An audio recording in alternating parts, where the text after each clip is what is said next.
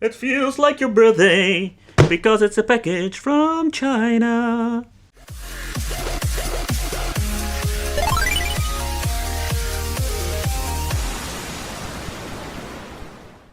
Hey guys, welcome back to the channel. It's awesome that you're tuning in. So in this video, we're going to take a close look at the PXP3. So a fellow Wicked family, I think it was Tashiro, who basically pointed this out to me. I was thinking PXP3, I read it in a review about it 4 years ago, but it seems to be they released a completely new version now in 2021.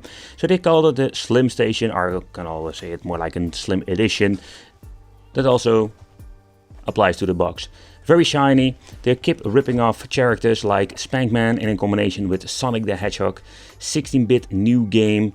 It's just funny to see what they are making nowadays. So let's take a close look at it, what's inside the box. Okay, so to begin with, it comes with a very horrible piece of toilet paper that I call a manual. It's more like they didn't even fold it correctly, holy crap. So it's you know what, I'm not going to even mention this thing anymore. So the handheld itself comes even with an AV out cable that we're going to try out. It comes with a USB, what? A USB mini, what? New version, and it comes with a USB mini, okay. So it also implies that with this version that it comes with 2 tiny game cards, and yeah, I can say they are freaking tiny. And the game number doesn't make any sense. It also comes with a protection sleeve, and here we're having the system itself. And I must say that even when the box is slim, I have this idea that they are not giving us a new edition, because this thing looks exactly the same. Exactly. Volume control, on and off switch, a mono speaker. On the top we're going to get a slot for the cartridges. Fun fact, so we're having 2 cartridge slots and there are built-in games. And then we're having a TV out. Looks kind of crooked, and of course the connection for connecting the cable for charging. I can open up this hatch, and it comes with this old school Game Boy SP battery, recharger battery. And I did notice, and I noticed a lot of people were not happy with this. There are only 700 milliamps, so give you not a lot of I'd say a couple of hours playtime, not a lot. And the other problem is that these things are not the best quality. They're cheap to buy, so you can basically pick a couple of them up if you want to have a spare one. So that's not the problem. So let's turn it on and let's see what we're going to get with this one. Because today there is no 8-bit footage. Hey, this is new, this intro screen. Okay, interesting.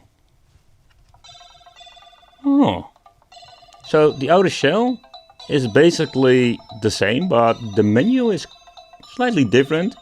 And we got a funky tune. Oh yeah. By the way, they are just fake shoulder buttons. I always wanted to press this. So the biggest problem with them already having, why not shoulder buttons? Because there are games that need freaking 6 buttons. Alright, let's check out the menu and the games. Okay, so let's take a close look at the first list. It starts us with, alright, so we're having already some homebrew games, Sonic 2, Turtles 3, the D-pad or the 4 buttons are freaking horrible. And we're already having double games, so there are only around 20 games. Okay, do you know what I'm going to do? We're going to shut off this thing, plug in the first cartridge, and let's see what happens. Wow, that goes in very sturdy. Okay, so let's see if we're going to get the same list or we're going to get different games. No, we're going to get different games. We see some Pac-Man games, and already some double games. So the fun fact is, so basically we're going to get 20 games for each cartridge. And so far I know there is now basically none games on the cartridges. It's more like a basic way to have a switch. It's more like, let's see it like a switch. And not like Nintendo Switch, like switching between cartridges, getting different games. But they're exactly the same games. Oh, that's just freaking bullocks. Yep.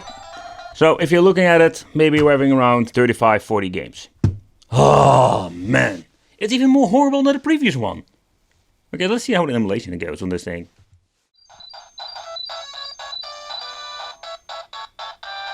Did I just see some glitching? Oh, that sound. I have the feeling this is more like the PAL version. Oh my god, the sound is awful. But the emulation is not that bad. Let's speed up.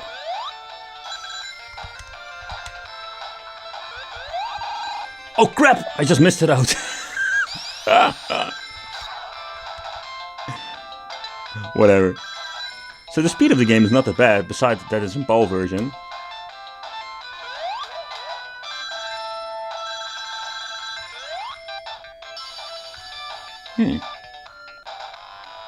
Oh, that sound.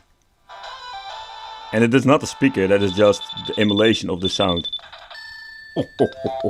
Let's try another one, because this is not going to get any better. No, that was not a single game, it's just the system itself that is just so horrible.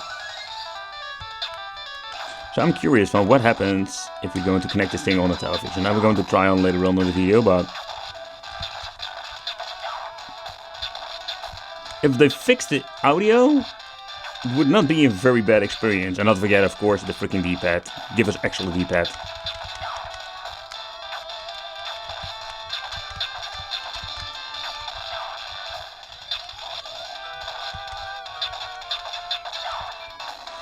Oh yeah, so pressing the reset button brings us back to the main menu. Every time you need to wait a couple of seconds for the boot up screen.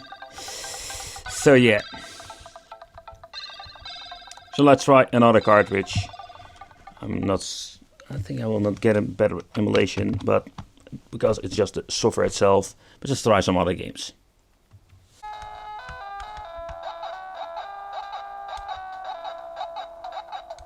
But I was looking at the cartridges some couple of times, and I noticed that there were actually not a lot of different games on it, because the Turtle game is on basically every cartridge, or let's say Switch. Let's put it this way.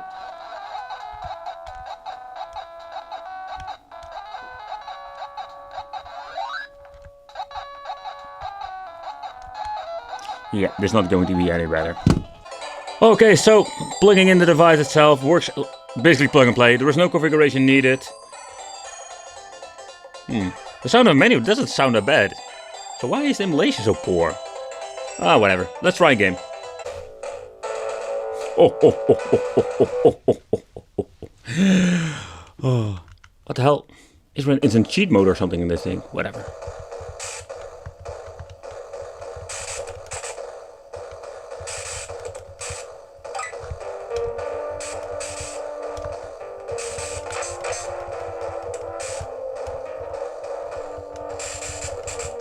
That's really cool that you can basically plug this thing in television. And for an old school signal AV out, it's not bad at all. I don't mind the widescreen, it's just my monitor forcing it into widescreen. I can always set it to 4:3 if I want to put in the original aspect ratio. Okay guys, so this is what you're going to get with the PXP3. So there are some minor improvements, especially when looking at the software. You say, hey, wait, what? You just said the audio was pretty horrible. Yes, it is horrible, but when you're looking at the FPS, it's more like a PAL game playing. And yeah, let's put it this way, these cartridges are just freaking bullocks. It's just bullshit because these things are not working, or they're basically double games. So I don't understand why they still keep doing it in 2021. But the PXP3, so if you're looking at the image quality, it's not bad at all. It's only the sound that's pretty awful. So yeah, let me know in the comments what do you think of this. I want to thank you for watching. Consider subscribing, hit the bell, become on the Wicked family, and I will see you in the next video.